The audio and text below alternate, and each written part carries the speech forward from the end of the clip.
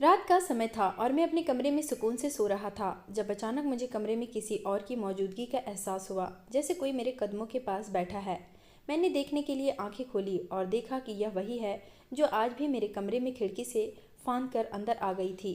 उसने अपने चेहरे को नकाब में छुपा रखा था। वह बहुत डरी और सहमी सी मेरे कमरे में मेरे बिस्तर के पैरों की तरफ बैठी थी। मैंने उससे कहा कि तुम डरो नहीं, आराम से बैठ जाओ।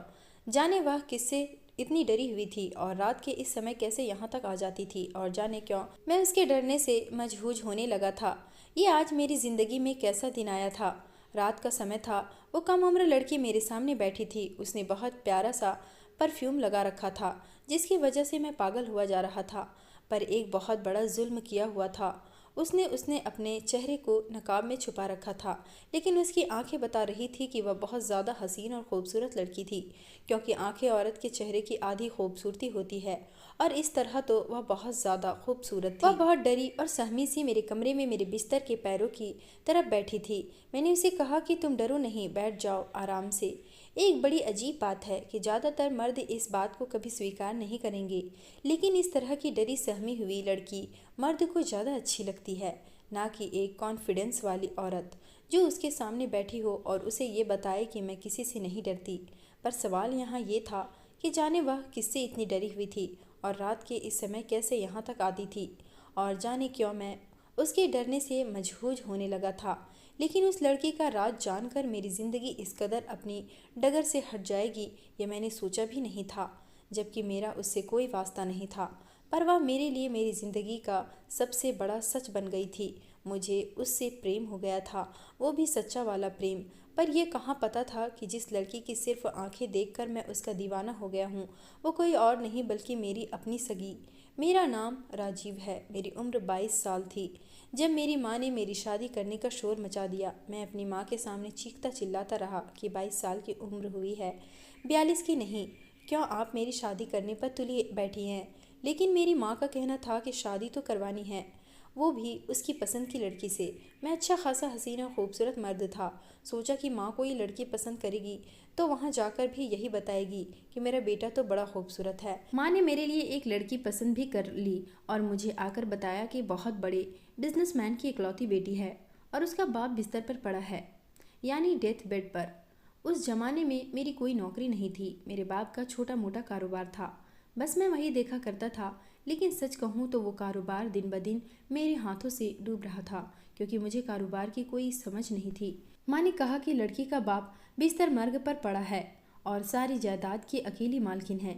तो सच कहूँ तो मेरे दिल में भी ख्वाहिश जागी कि बस इसी लड़की से मेरी शादी हो जाए, क्योंकि कोई माने या ना माने पैसे तो सबको अच्छे लगते हैं, मुझे भी, क्योंकि पैसे के बिना कुछ भी नहीं। माँ ने कहा कि मैं तो हाँ कर आई हूँ और तुम्हारी तस्वीर भी दिखा दी। उन्होंने भी हाँ कर दी तो उनको बहुत पसंद आए। मैंने उनसे कहा कि मुझे भी लड़की की तस्वीर दिखा दें, तो माँ का कहना था कि तुमने तस्वीर देख कर क्या करना है पागल, तू बस उसकी दौलत देख, पैसे देख, तुझे तो और कुछ सोचना भी नहीं चाहिए। अरे अगर लड़की की एक टांग भी नहीं हो तब भी तुझे हाँ ही कहना चाहिए। मैंने कहा माँ कहीं वाकई उसकी एक टांग तो नहीं है? तो मेरी माँ हंसने लगी कि क्या मैं तेरी शादी एक टांग वाली लड़की से करवाऊंगी? उसका बाप बीमार है, इसलिए वो चाहते हैं कि इसी महीने शादी हो जाए। बस अब देख लेना अपनी पत्नी को। वैसे भी हमारे ज़माने में तो यही होता है। ये तुम लोगों ने ही आजकल नए रिवाज निकाल लिए हैं। अब क्या तुम 5 दिन भी इंतज़ार नहीं कर सकते? बस यूँ समझो 2-4 दिन में शादी है तुम्हारी और लगन है तुम्हारा। मैंने माँ से कह दिया कि ठीक है, मुझे कोई परेशानी नहीं है। मुझे मेरी माँ पर भरोसा था, क्योंकि इससे पहले भी वो मेरे लिए लड़कियाँ देख चुकी थी और उनको भी लड़की मुश्किल से ही पसंद आती थी। चाहता तो मैं भी यही था कि मेरी शादी बहुत धूमधाम से हो, दोस्तों के साथ कव्वाली नाइट मनाऊं और मज़े करूं। लेकिन फिर सोचा कि जिस लड़की से मेरी शादी हो रही वो तो सोने की चिड़िया है। जब उसका बाप इस दुनिया से चला जाएगा तो सारी दौलत उसकी और उसके जरिए मेरी ही हो जाएगी। फिर तो मेरी ज़िंदगी की हर शाम पार्टी जैसी होगी, तो मुझे परेशान होने की ज़रूरत ही क्या है। मैं तो बहुत खुश था। यूँ समझो कि खुद को ऐसा बादशाह महसूस कर रहा था जिसका जल्दी ही ताजपोशी होने वाली थी और उसे एक शहजादी भी मिलने वाली थी। ये बात थोड़ी अजीब थी कि मेरी माँ ने मुझे भी तो लड़की को देखने नहीं दिया था, यहाँ तक कि उसकी तस्वीर भी नहीं दिखाई थी। लेकिन अमीर लोग तो ज़्यादातर खूबसूरत ही होते हैं, क्योंकि वे अपना बहुत ख्याल रखते हैं। ये तो गरीब होते हैं जिनके पास खाने को भी पैसे नहीं होते, तो फिर अपना ख्याल कैसे रखेंगे। इसलिए मुझे पूरा यकीन था कि लड़की बहुत ज़्यादा खूबसूरत होगी और मुझे परेशान होने की कोई ज़रूरत नहीं है। बल्कि अगर मेरी माँ मेरे लिए रिश्ता नहीं देखती तो मुझे कोई आसपास की लड़की ही मिलती जिसने ज़्यादा से ज़्यादा मेकअप किया होता और बस उसके साथ मेरी ज़िंदगी गुजर जाती। और उसमें एक ही खूबी होती कि वो खाना बहुत अच्छा बनाती। पर यहाँ तो मुझे पापा की प्रिंसेस मिल रही थी, इसलिए मैं बहुत ज़्यादा खुश था। शादी की रात तक अपनी दुल्हन को नहीं देखा, और जब देखा तो हालात ऐसी हो गई कि जैसे आज तक किसी दूल्हे की नहीं हुई होगी। मैंने अपनी हीरा नाम की दुल्हन को अपनी सुहाग रात पर ही देखा था। वो घूंघट किए बैठी थी, और जब मैंने उसका घूंघट उठाया तो मुझे ऐसा लगा जैसे मेरे साथ इस दुनिया का सबसे बड़ा धोखा हो गया है। क्योंकि वो लड़की इस कदर बदसूरत थी कि कोई भी मर्द उसके पास जाने से इनकार कर दे। उसका वजन 100 किलो से ज्यादा होगा। उसकी रंगत करीबन काली और नए नक्श भी अजीब भद्दे से थे। मैंने तो उससे पूछ लिया कि वो कौन है और मेरी दुल्हन कहाँ है। शायद मेरे साथ कोई मजाक हो रहा था। शादी की रात पर अक्सर दूल्हे के साथ ऐसा मजाक किया जाता है जिसमें उसकी खूबसूरत दुल्हन की जगह घराने की सबसे मोटी बदसूरत या बूढ़ी औरत को बैठा देते हैं। और जब दूल्हा घूंघट उठाता है तो हैरान हो जाता है। बाद में उसकी प्यारी और खूबसूरत दुल्हन को उसके पास ले आते हैं और कहते हैं कि ये लो तुम्हारी पत्नी तो ये है। पर मेरे घराने में था ही कौन जो ऐसा मजाक करता। शादी भी तो सादगी से हुई थी और सब मेहमान जा चुके थे। अब मुझे समझ आ गई थी कि जो मुझसे ये मजाक कर रहा था वो कोई और नहीं मेरी किस्मत थी, और अब मजाक हो चुका था। अब तो मेरा दिल कह रहा था कि कहीं से कोई निकल आए और कहे कि तुम्हारे साथ मजाक हुआ है, बेशक वो कोई आत्मा ही क्यों ना हो। मैंने घूंघट उठाया था, लेकिन उसके बाद मैं एक लफ्ज नहीं बोला। मैंने उसकी एक नज़र देखा भी नहीं और फौरन निकल के बाहर चला गया। मैं फौरन अपनी माँ के कमरे की तरफ भागा। वो मेरी ज़िंदगी बर्बाद करके खुद सुकून से सो रही थी। मैंने दरवाजे को ऐसे पीटा था जैसे मेरे अंदर किसी बद अखलाक पुलिस वाले की रूह आ गई थी। मेरी माँ बाहर आई तो मुझे देखकर उसकी जान में जान आई। पागल हो गया है, अकल है कि उड़ गई, इस वक्त यहाँ क्या कर रहा है और शक्ल ऐसी क्यों बना रखी है जैसे अपनी सुहागरात पर ही रंदुआ हो गया है। मेरी माँ भी गुस्से में थी। काश ऐसा ही होता, क्योंकि उससे अच्छा तो मैं मर ही गया होता। वो जो कमरे में बैठी है ना, उसे दुल्हन कहना गुनाह है। ये तूने मेरे साथ क्या किया माँ? मैंने तुझ पर भरोसा किया और तूने मेरी मौत का इंतजाम कर दिया। मेरी माँ ने कहा कि क्या मतलब? मैंने क्या वहाँ पर किसी चुड़ैल को बिठा दिया है? मैंने कहा कि चुड़ैल ही होती, चुड़ैल भी बड़ी खूबसूरत होती है, बस चुड़ैल के पाँव उल्टे होते हैं। मुझे बस यही करना था, उसे वापस भेज देना था, क्योंकि मेरे अंदर अब उसके साथ रहने की चाह नहीं थी। लेकिन जब मैंने अपनी माँ को ये बात बताई तो उन्होंने गुस्से में आकर मेरे गाल पर एक ज़ोरदार थप्पड़ जड़ दिया। पागल तो नहीं हो गया तू? वो लड़की नहीं, तेरा ब्लैक चेक है और तू ऐसी बातें कर रहा है। पागल, तू बहुत जल्द बहुत अमीर होने वाला है। मैंने अपनी माँ से कहा, हाँ मैं अमीर हो जाऊँ और साथ ही मर भी जाऊँ। अमीर हो जाऊँ पर अपनी ज़िंदगी भी बर्बाद कर लूँ। नहीं चाहिए ऐसी दौलत। क्या फ़ायदा ऐसी दौलत का, ऐसे पैसों का जो बाद में मुझे अपना इलाज करवाने में ही खर्च करने पड़े, या फिर मुझे बहुत सारी बीमारियां लग जाए, या फिर मैं पागल हो जाऊं। माँ ने कहा, ओ पागल, तू अपनी बुआ पर गया है। एक बार उसका बाप मर जाए और सारी दौलत तेरे नाम हो जाए, फिर तुझे उससे कोई ताल्लुक़ रखने की क्या ज़रूरत है?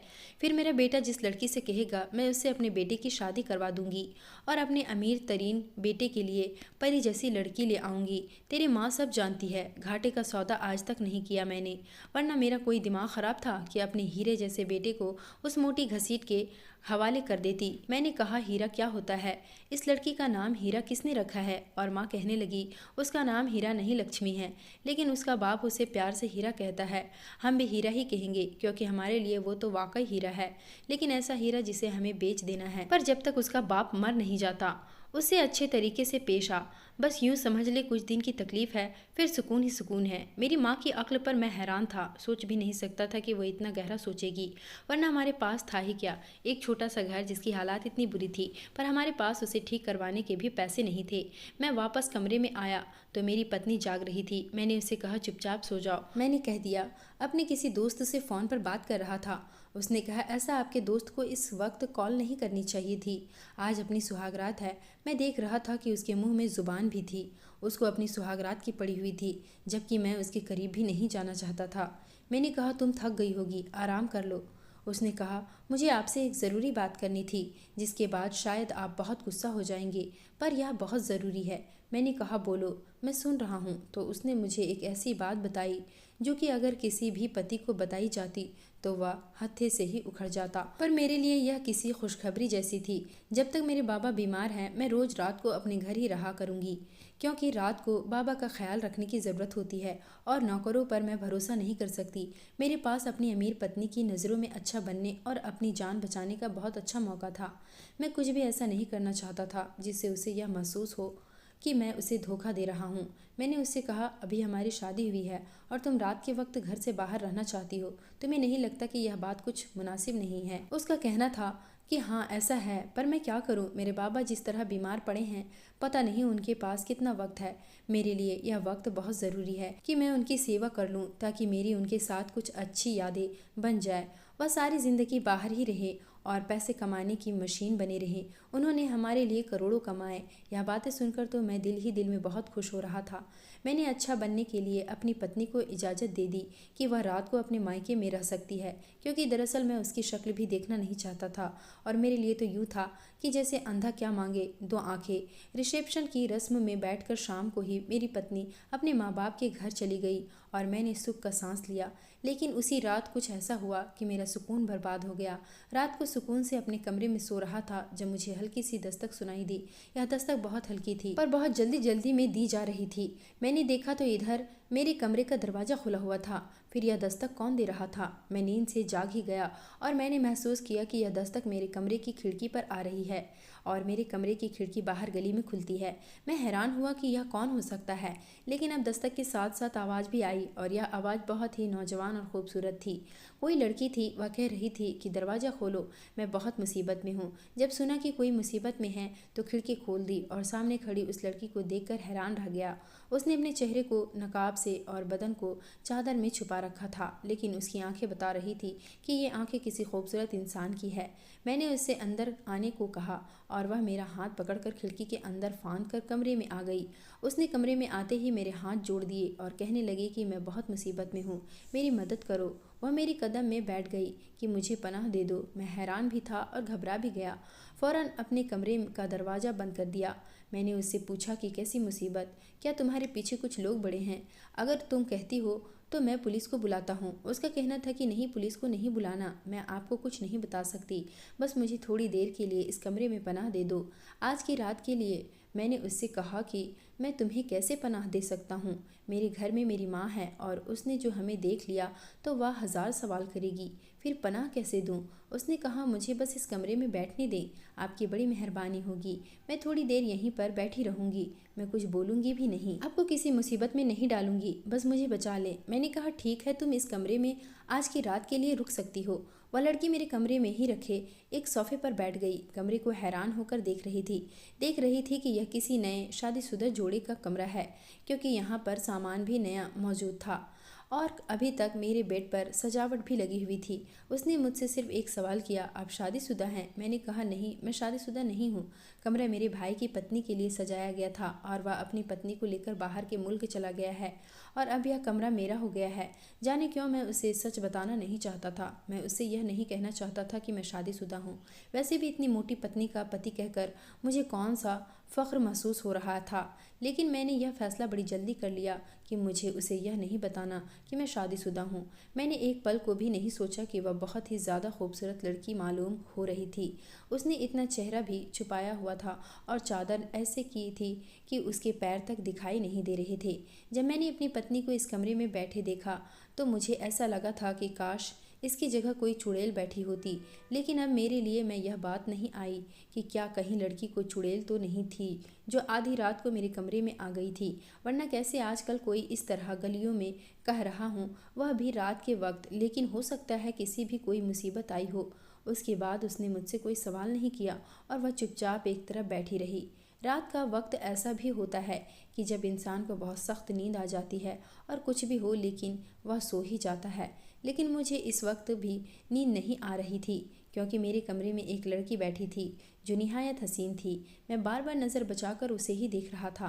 मैं कमरे से बाहर नहीं जा सकता था कि उसके लिए खाने को कुछ ले आऊं। कमरे में पानी रखा था, उसने पानी भी नहीं पिया क्योंकि उसे पानी पीने के लिए अपना नकाब हटाना पड़ता और शायद वह अपना नकाब नहीं उठाना चाहती थी। जैसे ही सुबह की रोशनी फैली, मेरी आंख लग गई थी।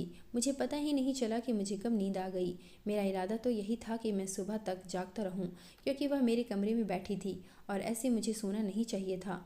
लेकिन मुझे नींद आ गई थी और जब मैंने सुबह आसपास देखा तो वह कहीं पर भी मौजूद नहीं थी। वो कमरे से निकलकर खिड़की के रास्ते ही वापस चली गई। मैं यही सोच रहा था कि यह मेरे साथ हुआ क्या, कि एक अनजान लड़की ने सारी रात मेरे कमरे में गुजारी, लेकिन मैं उसकी शक्ल भी नहीं देख सका। उसके वजूद से उठने वाली खुशबू अभी भी मुझे मेरे कमरे में महसूस हो रही थी। अभी मैं नींद से जागा ही था और अपने ही दिल में हंस रहा था कि मेरी पत्नी ने दरवाज़ा खोला और मैं चौंक उठा। उसने कहा, आप चौंक क्यों गए? मैंने कहा, क्या तुम अचानक से आ गई तो जाहिर है क्या मैं चौंक नहीं जाऊंगा। बेशक मैंने अभी उससे अपने रिश्ते का आगाज़ नहीं किया था और मैं जानता था कि वो कुछ दिन के लिए मेरी पत्नी है, लेकिन अचानक से उसकी आमद से मैं चौंक गया था, क्योंकि अगर वो देख लेती कि मेरे कमरे में कोई लड़की है तो वो गुस्सा होती और शायद मुझसे रिश्ता तोड़ देती, और अगर ऐसा हो जाता तो फिर मेरे हाथ आई सोने की चिड़िया तो उड़ जाती। बस मुझे इस बात का डर था और किसी बात का खौफ नहीं था। वह सोने की चिड़िया नहीं, सोने का हिप्पो था, लेकिन मुझे उसी के साथ गुजारा करना था। मेरी माँ ने मुझे यह भी कहा था कि तूने उसके साथ इस तरह रहना है जैसे तू उसे बहुत ज़्यादा प्यार करता है। उसको एक जगह भी यह कहने की ज़रूरत नहीं कि तुम खूबसूरत हो या मोटी हो। तेरी ज़बान से ऐसा कोई बात ना निकले, बल्कि तूने उसे बहुत ज़्यादा खुश रखना है, ताकि जब तक उसके बाप की जान में जान है उसका बहुत ख्याल रखना होगा। मैंने उसके बाप की हालात के बारे में डॉक्टर से पूछा है। डॉक्टर ने कहा है कि कोई उम्मीद नहीं है, आज गया या कल गया, कुछ दिन का मेहमान है, इसलिए हमें उस लड़की को बहुत खुश रखना होगा। वह यह समझने पर मजबूर हो जाए कि हम ही उसके परिवार हैं और उसका इस दुनिया में हमारे अलावा कोई भी नहीं है, ताकि जब उसके बाप का इंतकाल हो जाए तो वह अपने सारे राज हमसे शेयर करे, हमसे मशवरा मांगे और हम उसे बताएंगे क्या करना है, कैसे करना है। जाहिर है वह सारा कारोबार तेरे हाथ में दे देगी और ख़ुद घर की चिड़िया बनकर बैठ जाएगी, और जैसे ही सब कुछ तेरे हाथ में आ जाए तो उसे रास्ते से हटाना बहुत ही आसान हो जाएगा। इसमें थोड़ा वक्त लगेगा, बहुत सफ़र करना पड़ेगा और पूरी उम्र लग जाती है इतने सारे पैसे कमाने में। अगर हमारा 60-1.5 साल भी लगा तो क्या बुरा है। मैंने कहा, इतनी जल्दी आ गई तो? कहने लगी, हाँ, मैंने सिर्फ रात को रहने का कहा था। मुझे मेरी जिम्मेदारियों का एहसास है, जबकि मुझे उससे कोई जिम्मेदारी पूरी करवाने का कोई शौक़ नहीं था। मैंने कहा कि जाकर नाश्ता बना दो। वैसे उससे नाश्ता बहुत अच्छा बनाया था। वो घर को साफ करने लगी, मेरे कपड़े निकाल के इस्त्री किए और मुझसे पूछा कि दोपहर के लिए क्या बना दूं। तो मैंने कहा कि कुछ भी बना लेना, मुझे कोई परेशानी नहीं है। और अगले दिन भी रात को फिर से मेरी पत्नी अपने मायके चली गई और आज फिर वो लड़की मेरे कमरे में आ गई। उसने कहा कि मुझे पनाह चाहिए। मैंने उससे पूछा कि तुम क्या करती हो कि लोग तुम्हारे पीछे पड़े हैं। उसने कहा कि मैं तुम्हें कुछ नहीं बता सकती, अगर तुम मुझे पनाह नहीं देना चाहते तो मैं चली जाती हूँ यहाँ से, लेकिन अगर मेरे साथ कुछ हो गया तो फिर उसके जिम्मेदार तुम होगे। मैंने कहा, ऐसी कोई बात नहीं है, तुम परेशान हो गई हो, मैं तो वैसे ही पूछ रहा था। ठीक है, मैं तुमसे कोई सवाल नहीं करूँगा, तुम आराम से बैठ जाओ। मैंने यह बात अपनी माँ को भी नहीं बताई थी, क्योंकि मेरी माँ ने कहा था कि अपनी पत्नी की सेवा करो, उसे खुश रखो, लेकिन मैं उसकी सेवा करने के मूड में बिल्कुल भी नहीं था। वो जाती तो मैं शुक्र अदा करता था कि मेरी जान छूट गई, लेकिन पूरा दिन मेरी बहुत सेवा करती थी, मेरे जूते तक साफ करती थी, मुझसे हर बात पूछती थी, लेकिन उसकी तरफ गौर से देखा ही नहीं था। मेरे ख्यालों में तो दिन भर वो नकाबपोश हसीन फिरती रहती थी, जो हर रात मेरे कमरे में आकर मेरी नज़रों के सामने बैठकर मेरा दिल जलाया करती थी। एक दिन मेरी पत्नी ने कहा कि आज मैं नहीं जाती, आज मेरा दिल नहीं कर रहा, आज मैं आपके पास ही रहूँगी। लेकिन यह सोचकर तो मैं थर थर काँपने लगा कि अगर आज वो लड़की दीवार फांद कर अंदर आ गई तो अपनी पत्नी को क्या जवाब दूंगा, मेरे हाथ से निकल जाएगी। मैंने कहा कि नहीं, तुम चली जाओ, तुम्हें जाना चाहिए, तुम्हारे पापा को तुम्हारी ज़रूरत होगी। ऐसे कैसे हो सकता है कि बीमार बंदा हो और हर रोज़ एक काम की आदत हो। वो तुम्हारा उनके साथ रहना ज़रूरी है, तुम्हारे साथ से उनको खुशी मिलती होगी। तुम आज नहीं जाओगी और अगर उनको आज रात कुछ हो गया तो उसने मुझे अचानक घूर कर देखा कि जैसे कह रही हो कि किस किस्म की बातें कर रहे हो। मैंने कहा कि मेरा यह मतलब नहीं था, लेकिन देखो उनकी हालात ऐसी है कि जब कोई शख्स ऐसी बिस्तर मर्ग पर पड़ा हो तो फिर उसका क्या पता चलता है। कहीं ऐसा ना हो कि आज की रात उनकी आखिरी रात हो और तुम आखिरी बार उनसे मिल भी ना पाओ। मैंने अपनी पत्नी को बहुत डरा दिया। मेरी पत्नी मान गई कि आप ठीक कह रही हैं, मुझे जाना चाहिए, लेकिन इस दफ़ा मुझे खुद छोड़कर आएँ, मेरे बाबा से भी मिल लीजिएगा। मैंने कहा हाँ क्यों नहीं, आपको खुद ही छोड़कर आता हूँ। मैं अपनी पत्नी को छोड़ने गया। थोड़ी देर ससुर के पास भी बैठ गया। उनकी बातें मुझे बिल्कुल भी अच्छी नहीं लग रही थी। मैं बोर हो रहा था, लेकिन सुन ली और फिर वापस आ गया। और आज की रात भी वो लड़की घर में ही आ गई थी, लेकिन आज मेरे जज्बात मेरे काबू में नहीं थे। मैंने बड़ी मुश्किल से अपनी पत्नी को निकाला था और मैं इस बात पर बहुत खुश था। आज वो लड़की अपनी जगह पर ही आकर बैठ गई। मैं उससे बातें करने लगा। मैं बात से बात निकाल कर उसे बातों में मशरूफ़ था। मैं चाहता था कि वो बोलती रहे और मैं सुनता रहूं।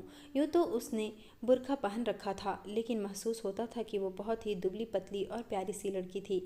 उसकी आंखें बेहद खूबसूरत और उसके हाथ गोरे गोरे थे। उसकी निस्बत मेरी पत्नी तो बहुत ही मोटी और उसके हाथ भी अजीब फूले हुए थे। वैसे मैंने अपनी पत्नी को कभी इतना गौर से नहीं देखा था जितना उस लड़की को देख रहा था। बिलाखिर उसने कह दिया कि अगर इस वक्त आपकी पत्नी आपके कमरे में आ जाए तो क्या कहेंगे। मैंने कहा कि मेरी कोई पत्नी नहीं है। तुम्हें किसने कहा कि मेरी पत्नी है। उसने कहा कि मैं छोटी बच्ची नहीं हूँ, मुझे पता है कि आपकी शादी हो चुकी है और यह कमरा आपका कमरा है। खैर, आपने मुझसे झूठ बोला तो कोई बात नहीं, हो सकता है मैंने भी आपसे कोई झूठ बोला हो। वो उठकर मेरे पास आ गई। मैं हैरान हुआ कि कैसे मेरे पास आकर बैठ गई और मुझे बातों बातों में समझाने लगी कि अपनी पत्नी से वफादारी निभाएं। आपकी पत्नी बहुत अच्छी होगी। औरत अच्छी होती है। कोई भी औरत यह सोचकर नहीं आती कि उसने अपना घर बर्बाद करना है। वो घर बसाने के लिए ही किसी मर्द की ज़िंदगी में आती है। वो मेरे करीब आकर बैठ गई थी तो मेरे जज्बात बेकाबू हो रहे थे। उससे पूछने लगा कि क्या वो शादीशुदा है, तो उसने कहा कि नहीं, मैं शादीशुदा नहीं हूँ। उसने कहा कि आप अपनी पत्नी के बारे में बात क्यों नहीं करते। तो मैंने कहा कि मुझे मेरी पत्नी बिल्कुल भी पसंद नहीं है। वो बेहद बदसूरत और मोटे जिस्म की मालिक है और मैं सिर्फ उसके साथ इसलिए हूँ कि उसकी दौलत मुझे मिल जाए। तो वो कहने लगी कि यह तो बहुत गलत बात है, लेकिन यही तरीका है अमीर होने का। मैं बंगले में रहना चाहता हूँ और उसको सिर्फ इसलिए बर्दाश्त कर रहा हूँ कि वो करोड़ों की मालिक है। बस जल्दी से उसका बाप मर जाए और सारी दौलत मुझे मिल जाए तो उसे छोड़ दूंगा, लेकिन उसके बाद मुझे हमसफ़र की ज़रूरत होगी जिससे शादी कर सकूं। क्या तुम मुझसे शादी करोगी। उसने कहा कि आपने अचानक से शादी की बात कर दी। आपको नहीं लगता कि आप बहुत जल्दी जल्दी यह सब कह रहे हैं। तो मैंने कहा कि जल्दी, मैं तुम्हें खोना नहीं चाहता। मैं उसको तलाक दे दूंगा। अगर मैं अपनी पत्नी को तलाक दे और मेरे पास बहुत सारे पैसे आ जाएं, बड़ा सा बंगला, गाड़ी और दुनिया की हर सुविधा, तो क्या तुम मुझसे शादी करोगी। तो उसने कहा कि हाँ, फिर मैं आपसे शादी कर लूँगी। तो फिर अगर तुम मेरी होने वाली पत्नी हो तो फिर मुझसे दूर क्यों बैठी हो। मेरे जज्बात से बेकाबू हो रहे थे। वह कहने लगी कि लेकिन आपने तो अपनी पत्नी को 1 मिनट में ही छोड़ देने का प्लान बना लिया। ऐसे चाल को अगर आपको कोई और ज़्यादा पैसे वाली औरत मिल गई तो क्या आप मुझे भी छोड़ देंगे, क्योंकि मेरे पास कुछ भी नहीं है। मैंने कहा कि पागल, तुम्हारे पास कुछ नहीं है तो क्या हुआ, मेरे पास तो बहुत कुछ होगा ना। जब पैसे होंगे तो फिर मैं किसी और पैसे वाली औरत के बारे में क्यों सोचूंगा।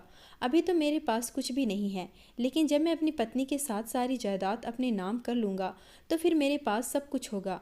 फिर सिर्फ मुझे एक खूबसूरत लड़की चाहिए। वह कहने लगी कि आपने तो मेरा नाम भी नहीं पूछा, मेरा चेहरा भी नहीं देखा। उसने कहा कि तुमने अपना चेहरा दिखाया ही नहीं, आज मुझे अपना चेहरा दिखा दो। वैसे मैं पहले ही फैसला कर चुका हूँ और नाम में क्या रखा है, मैं तुम्हें प्यार से हनी कहा करूँगा, बस तुम मुझे अपना चेहरा दिखा दो। लेकिन वह वहाँ से उठकर जाने लगी। शायद वह अपना चेहरा दिखाने के मूड में नहीं थी, लेकिन मैंने उसका नकाब खींचकर उतार दिया। जैसे ही उसके चेहरे से नकाब हटा तो मेरे कदमों के नीचे से ज़मीन खिसक गई, क्योंकि यह कोई और नहीं बल्कि मेरी ही पत्नी थी। मैं उसे हकीकत में हैरान और परेशान होकर देख रहा था कि यह तो बिल्कुल ही दुबली पतली और बहुत ही खूबसूरत लग रही थी। उसकी रंगत गोरी थी और उसके नैन नक्श भी मोटे नहीं थे, लेकिन यह मेरी पत्नी थी। मैं समझ गया था। तुम यहाँ पर कैसे, और यह तुमने क्या मेरे साथ तुम क्या कर रही थी, तुम कौन हो। उसने कहा, हाँ जी, मैं आपकी पत्नी हूँ और मैं ही पनाह लेने का बहाना बनाकर रात को यहाँ आ जाती थी। दरअसल मैं आपका इम्तिहान ले रही थी, देखना चाहती थी कि आप क्या करते हैं। ठीक है कि एक मर्द को तन्हाई में अगर कोई औरत बहकाए तो नेक से नेक मर्द भी बहक जाता है, लेकिन मैंने तो आपको नहीं बहकाया था। क्या कह रहे थे आपकी, मैं इस औरत के साथ सिर्फ इसकी दौलत के लिए हूँ। इन सब ने आपकी हकीकत खोल दी है। मैं करोड़ों की मालिक हूँ, मैं बेवकूफ़ लड़की नहीं हूँ। अगर मैं किसी को अपना हमसफ़र बनाऊंगी और वो भी यह जानते हुए कि मेरा बाप मरने वाला है और सारी दौलत उसके हवाले हो जाएगी तो वो कोई अच्छा इंसान होगा, आप जैसा लालची इंसान नहीं। इसलिए मैं आपको टेस्ट कर रही थी। मैंने अपना हुलिया बदल दिया था और मुझ जैसी अमीर लड़की के लिए ऐसी चीज़ें हासिल करना मुश्किल नहीं है जिसने एक इंसान अपना हुलिया पूरी तरह बदल सकता है। यही है आपकी वफादारी। अपनी पत्नी के होते हुए किसी और लड़की के साथ शादी का प्लान बना रहे थे और अपनी पत्नी के साथ सिर्फ इसलिए हैं ताकि उसकी दौलत हासिल कर सके। उसके बाप के लिए मरने की दुआएं कर रहे थे। मेरी पत्नी के बोलने का तरीका अचानक से बदल गया था। वैसे बोल रही थी जैसे वो कोई वकील हो और मैं कोई बहुत ही गंदा जुर्म कर रहा हूँ। मैं अपनी सफाई में कुछ बोलने लगा, उसके कदमों के नीचे बैठ गया। मुझे माफ़ कर दो, मुझसे गलती हो गई। लेकिन वो मुझसे 2 कदम दूर हट गई। मैं आपके सामने एक बदसूरत पत्नी बनी हुई थी, लेकिन वो बदसूरत पत्नी सारा दिन आपका ख्याल रखती थी, आपके लिए खाना बनाती थी, आपके जूते साफ करती थी। मैं आपको अपनी सीरत दिखाकर ये देखना चाहती थी कि आप मुझे कबूल करते हैं या नहीं। लेकिन आपने एक वफादार और सलीकेदार पत्नी के ऊपर एक ऐसी लड़की को तवज्जो दी थी जिसके बारे में आपको ये भी नहीं पता कि वो कौन थी, किससे भाग रही थी, कहाँ से आई थी, और अगर वो एक गैर मर्द के कमरे में रात को रुक सकती थी तो फिर वो किस किस्म की औरत थी। इसका मतलब है कि आप अच्छे के हकदार नहीं हैं। आपको इसी तरह की कोई लड़की मिलेगी, भगवान करे ऐसा हो। लेकिन अब मैं आपकी ज़िंदगी में नहीं रहूँगी। मेरी पत्नी घर से चली गई और मेरी माँ को भी इस सब का पता चल गया। मेरी माँ ने मुझे इतना कोसा, यहाँ तक कह दिया कि तुम मेरा बेटा हो ही नहीं सकते। मेरी पत्नी अपने घर चली गई और 1 हफ्ते बाद उसने तलाक का नोटिस भेज दिया। उसे मनाने की बहुत कोशिश की, लेकिन वो सब कुछ जान चुकी थी, इसलिए वो कभी भी वापस आने वाली नहीं थी। उसने मुझसे तलाक ले लिया और अपनी ज़िंदगी में वापस चली गई। फिर मुझे पता चला कि उसके बाप भी ठीक हो गए और उसकी बीमारी ख़त्म हो गई और अब वो फिर से किसी इंसान के साथ शादी कर रही है जो उसकी तरह बहुत अमीर है। मैं बस इतना कहना चाहूँगा कि मैं लालच में आकर सबसे पहले अपनी पत्नी की नज़रों में गिर गया और सारा कुछ ख़राब हो गया। सच कहते हैं लालच बुरी बला है। दोस्तों, वीडियो कैसा लगा कमेंट करके ज़रूर बताएं। वीडियो को लाइक और चैनल को सब्सक्राइब ज़रूर करें।